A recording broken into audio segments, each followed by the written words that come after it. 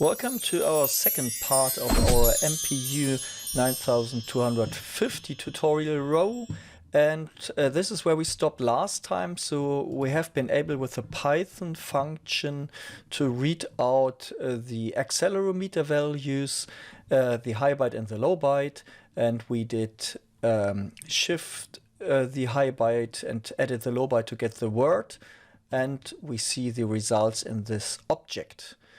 And now let's do the second step and go.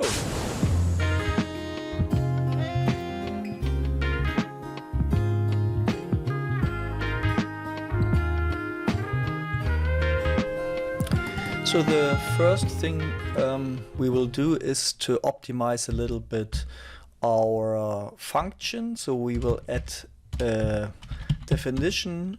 So that's a kind of a function inside Python, so that we are able to get our code a little bit more lean. So I will do exactly what we did last time, but now with variables, and we will take fixed our MPU address here, but we will take the register for the high. You will see this in a second when we call the function, and the low, last time you can see this here, we used 3b, 3c, it's always +1, so we will do this, what I announced last time already, we will take the register +1. Then we will create a new variable to get our word, so we will take the high byte, what we did below also, +8 to shift it, or not +8, shift it to the left by 8, and we will add the low byte, and then we return the word. So that's what we want to get back. And now we can ease our complete readout a little bit. We will just call our new function, which we called readWord, and we will just define the first register, the second one is added, and we can now do this for all three axes. 3D, and that's 3F. The rest stays the same. Let's deploy it and try, and we get almost the same values. This is a little bit noise left. So up to now our word is not signed, so it's always a positive value, but sometimes we need a signed word, so that means we will need to check if the word, what we calculated, is, so we take an if clause and the colon. So if the word, what we calculated, is bigger or equal to hex 8000, so that's half of our word.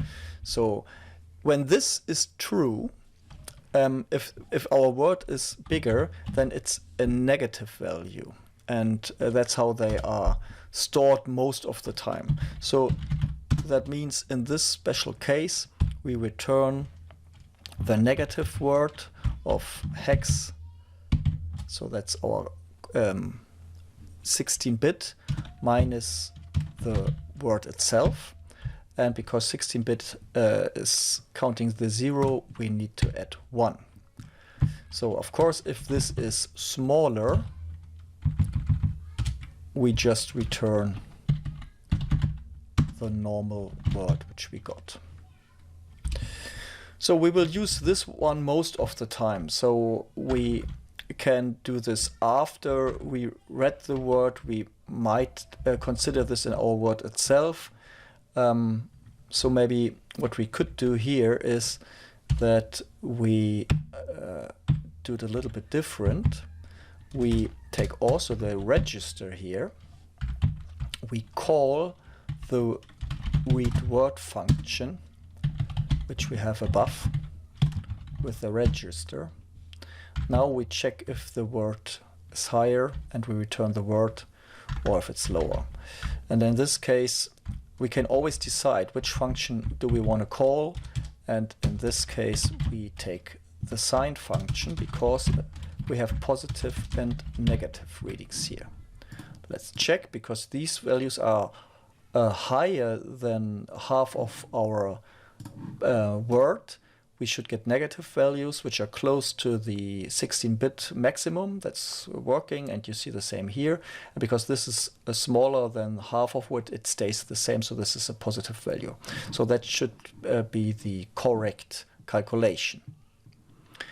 The second thing we need is we need to see the scaling. So that's the calculation from our LSBs or our bits to the real physical value. So the gyro, I will just take the default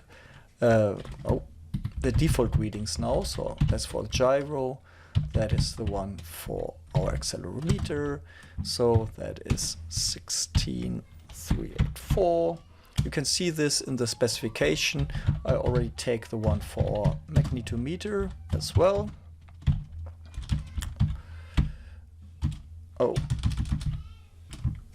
And we also can take one for the temperature sensor. We have an integrated temperature sensor,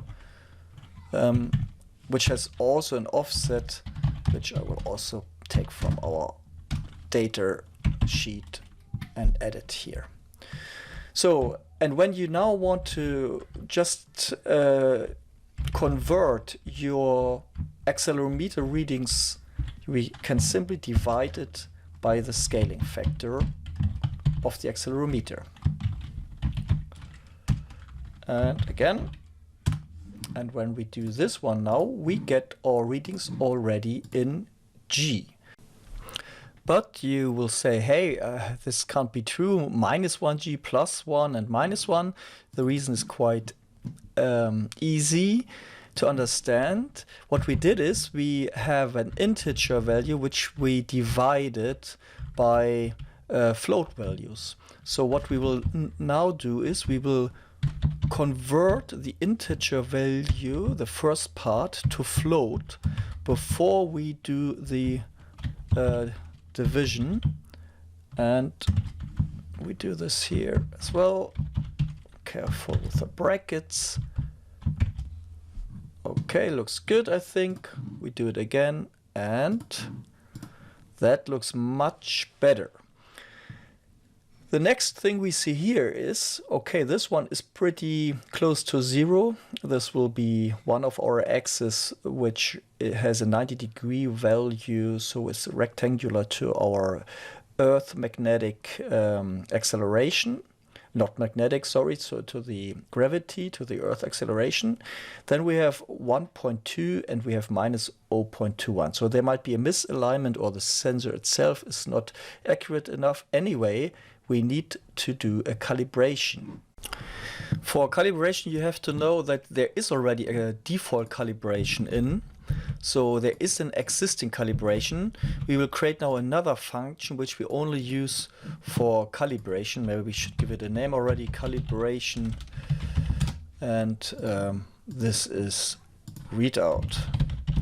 Later on, this gets a button so that this is started just once or when you need it, and this one is started each second or each 5 seconds or whenever you want to get the data.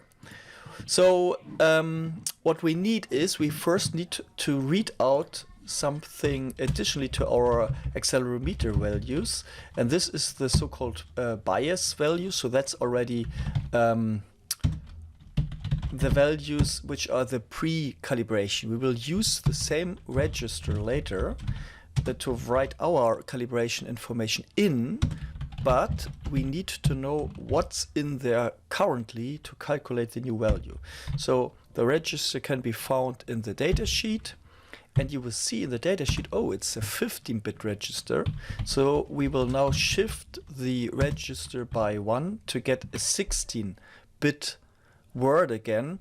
Otherwise, we can't calculate it with our other words. But when we write it back, we also need to put it back to a 15-bit length. So, and this is 7D. So now we got the registers read out for the existing calibration. When you play with that, it makes sense to hand this back, maybe to put it on a dashboard to see the values, to see if it's working. Okay, we got the calibration which is written into the default registers. If you set back the registers, there's a command for that. You will always get back these readings. We will use this as well to restore the default configuration. But now let's first read out our own registers again. Or we can take our existing readout, but the scaling needs to be changed. So what we did here is we divided it by the 2G default value, and we already calculated in G. In this case, we don't need to calculate it in G because we can also take it as these decimal values, but it's not the 16-bit value, the 2G value. Also, this is interesting for the calibration. It is always the 16G. So we will now read out our readings, but we will divide them by 16 to get them on the 60G level. And we can calculate our new bias. That is, let's say, new bias, and that's the bias we read out above the existing one. We subtract the current readings, but based on 16G. So we call this, yeah, that's correct. And because this is a 15-bit register, we need to shift them back by 1 bit. So that's our new X, Y, and Z. So what we can do at this point is we can remove the float for the calibration algorithm, because we don't need float here as we divide by 16, which will always work with our 16-bit word. And we also need to consider that currently we read out the current readings, we subtract them from the existing bias to get a 0. But on Y, we don't want a 0. On Y, we want 1G. So to get this 1G, we will do a little change now. We will take the 1G value for the 2G range, because that's the one we are reading out currently. We will subtract the current value, and afterwards we will divide this by 16, and we will take already the minus. Otherwise we could also do an add here, but now we want to get this one to 1, this one, the Y. Well, but we need to write our calculation back, and as an first example for writing into the registers, we will create a really simple reset function. So we call this reset, and I will pick 2 further registers, power management. This should be power management here, and that is 06B, and we have a second one which is 6C. And if you write into these registers with the second one, you can enable and disable the sensors, and here you can also set a reset. So we will do one really simple thing now. We will write, so there's a command bus write byte data, and now we need the address of the sensor MPU. We need the register, so that is our power management 1 in this case, and the data, and the default value for the register is 80 to get it back to the standards. So this would put the sensor back to standards. Let's deploy it and we can't see something. If we read out our data, we see something. The reset will be something which we will notice when we did the first calibration. And for calibration, we will do the same. However, we need to write a word because we calculated words. And again, there is no function to write words. So we will do our own one. We will take the register where to write it and the data we shall write. And then we need to split now the existing word back into 2 bytes. To get the high byte, you mask it with FF00. That means the high byte stays, the low byte gets 0. So now the low byte is gone. We can shift it to the right so that we have the 8 bits, just an 8-bit byte now, which was the former high byte, or which is the high byte. And we can do the same for the low byte. We don't need to shift this one, but we need to mask it. And this time we want to get the leading 8 bits to 0 and keep the lower ones. Of course, we need to write this information. We didn't do it just for fun. We want to write this into our sensor, and we do this twice, the high byte and the low byte, and the low byte is in the second register or the following register. We don't need to return something, so just return, and that's it. So now we got our write function, and now we are almost done with our calculation of our new bias. We can now write the corrected bias with our write word function into the registers. You can define the registers above. We took them here already from the register mapping, and we didn't put them as a constant above. So I will do this again now. Maybe it's better if you put it as a constant defined to the top. All right, so we want to write a word into register, and we need the data as well. That is our new bias. I will do this now for all 3. So I did this for all 3. We write into each of these registers the new bias. Let's try it. Usually there should be an error. Let's take a look. Successful, we read out. And there is, of course, an error. The zeros are looking more or less good, but there is an error on the y-axis. But we can now try the reset. So I hit the reset. I start again the normal readout, and you see we're back to normal. So that means the reset is working, but we have an issue with our calibration routine. So let's double check this. So what I can see here is BBF. That's of course an error. This should be an D. Maybe you noticed this already. I don't know. Why didn't you tell me? Let's do another calibration, or maybe first a reset, calibration, and a check. And now we see 0, 1, 0 with some noise, of course. So calibration is working. Well, you had a homework last time. This was the calculation of the angle with the arcus tangent. This is now much easier possible. But we will not do this today. We do this in the next one. What you can do as another homework is to create your dashboard. So for example, buttons for the reset should be defined. You can do some readouts so that it looks like this.